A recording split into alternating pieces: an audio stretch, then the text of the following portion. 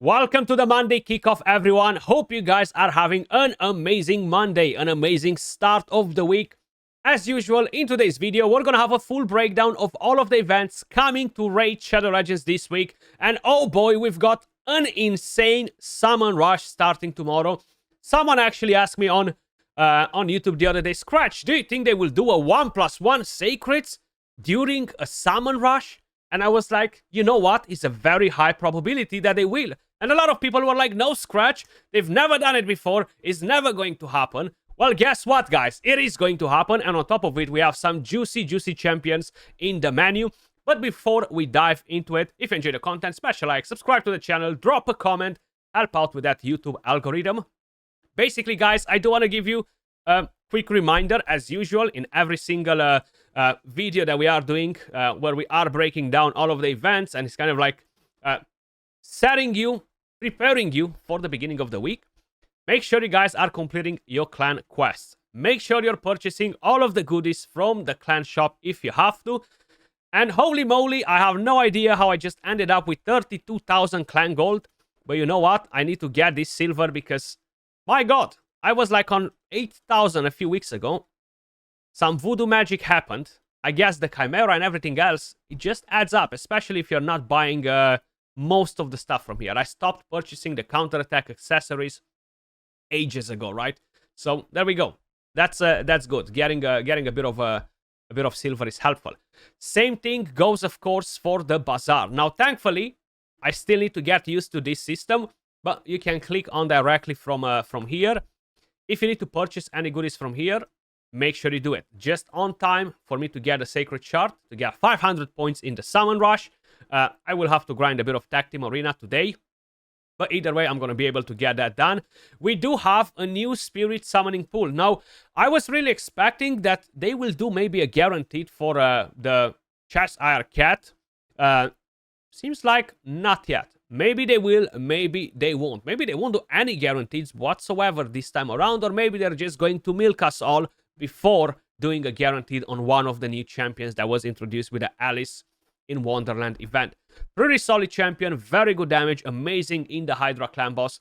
I actually really like the champion. It really surprised me seeing the damage that was dropping in the Hydra clan boss. So I feel like if you're a Pokemon collector, right, it's worth trying to get him. This, of course, is for the big Krakens. I have a free summon from the Sand Devil's Necropolis. As usual, only epics. I've never got a legendary from a free summon in here. I guess they want your money. Either way, we have a Sand Devil turn attack as well. I've already completed mine. Took me around 2,200, 2,300 energy, I think, to get to 6,400 points. I love these events because they're giving you medium soul stones. Not many events are actually giving you that. We have a dragon tournament that will end in 23 hours. Classic arena takedown ending in 20 hours. At the time when I'm recording the video, you are probably going to see this video in like 4 or 5 hours after I'm recording it. And I'm very surprised that they haven't announced a 2x on Soulstone. Actually, super surprised. I feel like it's been a while since we had a 2x on Soulstones, right? What was it? Was it the New Year's, actually? So not that long ago. Either way, I'm just chilling here, waiting with everything that I can collect from the game. Hopefully, we're going to have one next week, if not this week. The Summon Rush is right here. We have a Dungeon Divers event starting tomorrow. A lot of us thought that maybe, just maybe, we are going to have a new Titan event or something that will go basically hand in hand with the Summon Rush. Nothing announced just yet. Even if we are going on their Plarium Play calendar, we don't really have any information about upcoming events that are starting after tomorrow, right? So tomorrow we have the Dungeon Divers. We know we're getting a Primal Shard. We're getting some more Regal Masks from here. And we have the Summon Rush, which once again will give us Regal Masks, 50 fragments for the Epic Champion. So if you skipped the previous Summon Rush, you're in for a treat. I think this is much better. It's usually a bait when they're making two back-to-back, one during midweek because they want more people to summon now. So most likely better rewards as well, and the champions are much better in my opinion. I'm not really prepared for it. I know I haven't spent a penny this year so far. I will definitely get this. What is it? Where do I find it now? The monthly pack. With this, with the one that I'm going to get from Tag Team Arena, with whatever we're going to get from the Doom Tower hard mode, because we are slowly climbing up. So I'm doing this today, tomorrow. Oh, I'm not getting a Sacred Shard in the Summon Rush. No, we're not getting one. Okay, so I thought that maybe we're going to get one Sacred Shard from there. I'm praying that a clan boss will be generous, guys. Either way, let's quickly talk about the champions, and let me just quickly take a screenshot for you and bring it on the screen, just in case if you're not patient. So, actually, I want to get in the 2x on a Sacreds as well, right? So let me just do that too, because that's all important. So there we go. And bang. I have one of my most wanted champions on the list. So I'm praying that I'm going to get her. So that's what we have on the menu, guys. This Tuesday, January 21st, we're planning to launch an extra legendary event for Sacred Shards. You're already familiar with the mechanics. If you summon a legendary champion from a Sacred Shard during the event, you'll get a different extra one from the same shard. It works only once per user per event. You won't be charged silver, etc. And the legendary cannot be a dupe. A dupe. If you summon a Elva, the free one cannot be an Elva, basically. So, on Tuesday, January 21st, they will have a progressive chance event. Fina, Blade of Aravia, is my most wanted champion from the non-voids at the moment. Absolutely amazing. And I'm talking about legendaries, right? Because Galatir is still the GOAT and nice. But this one is insane. For Hydra, for Chimera, for pretty much everything, you know, like... absolutely insane. This skill is crazy. A lot of buffs. If you're bringing in some high elves, a lot of utility. But to be honest, you do need Galatir in the team to really make the most out of it. To have at least one high elf in the team. Speed aura for all battles. Crit rate to high elves. This skill is crazy good because it resets the cooldowns. Absolutely amazing character. 9-piece protection, and she's going to do an amazing job, guys. So she is definitely my most wanted. Then we have Elva on the list. Crazy good for the Chimera. A very good hero in general, but for the Chimera, she's super solid. You have the block debuffs, cleanse, increase speed. You have the revive on a 3-turn cooldown, which is massive. The continuous heals, the passive, the speed aura. There isn't much that I can tell you about to convince you that she's an amazing champion, because you probably already know it. Best build, 9-piece protection, in my opinion. At least to have some of the buffs protected. That will increase your damage as well. So you can build her on Relentless if you want, Impulse, even Reflex. That's definitely not a bad option either. Then the next one on the list is going to be Opardin Clanfather. Recently got a buff. And he works amazing in the Chimera as well because of this passive. Very solid.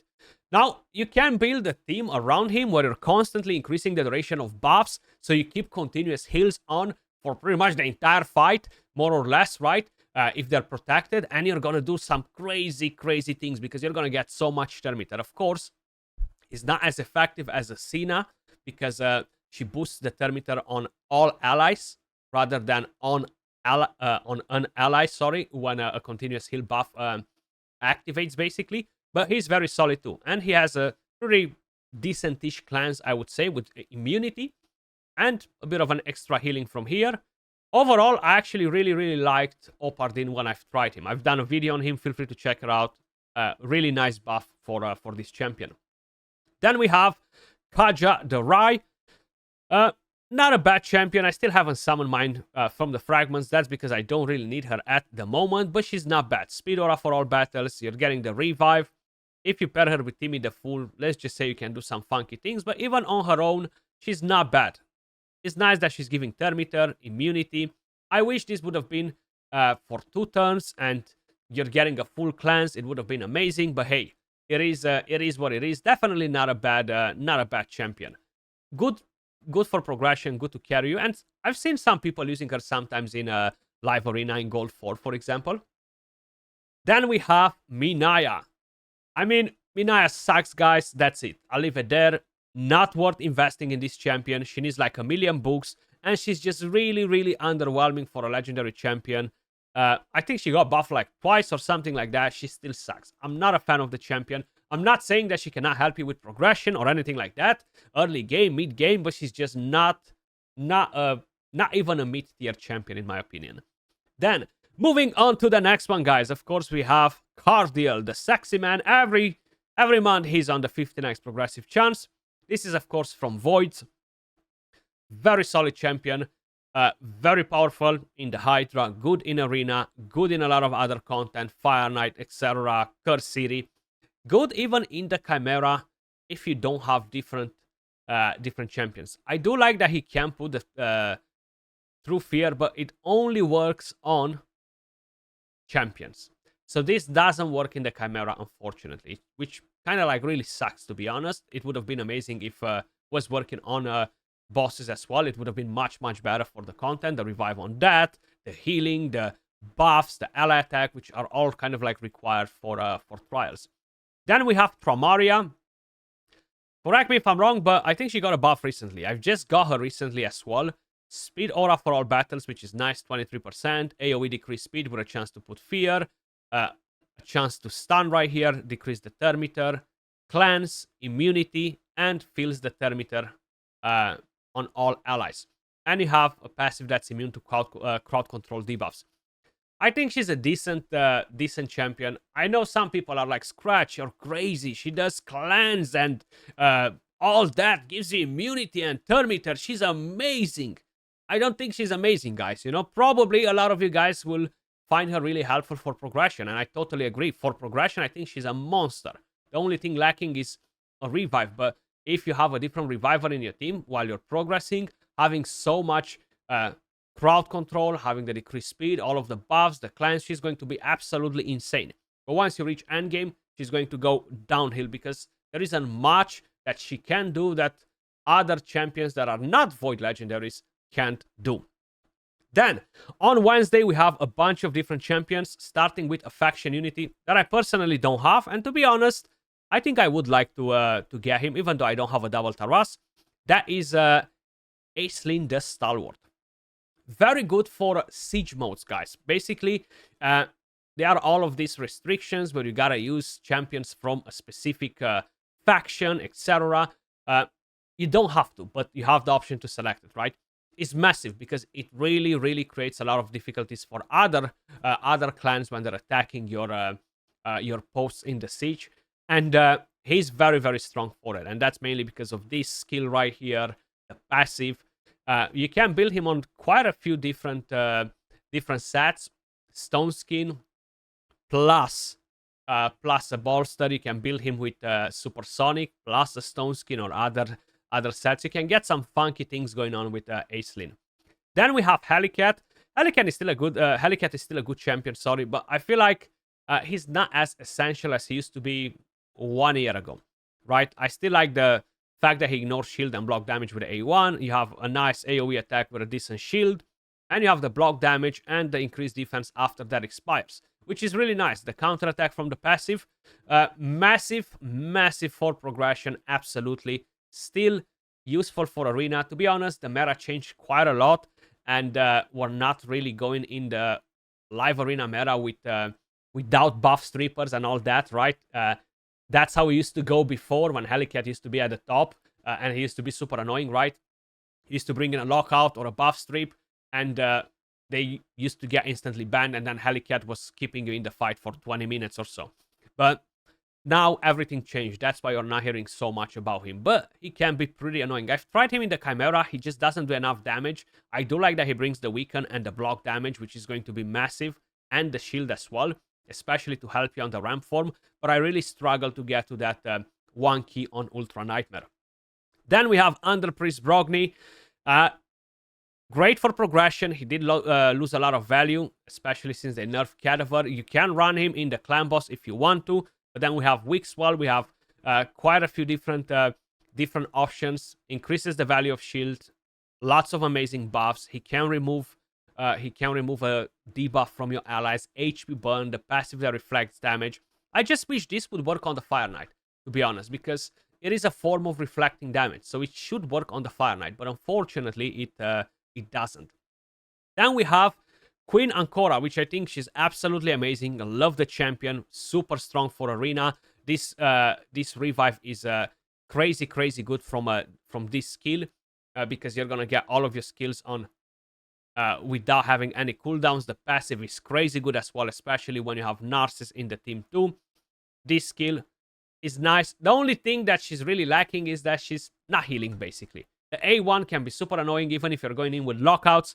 I feel like every time I'm attacking Ancora Narcissus team and she's using the A1 after I lock them, she's always freaking decreasing the cooldown of Narcissus. Always, okay? Or if I'm using Crixia versus her, always weak hit. Whenever they're using Crixia versus my Ancora, she always gets freaking locked.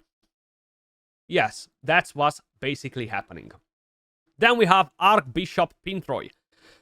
I'm using him in the Curse series on a couple of different stages.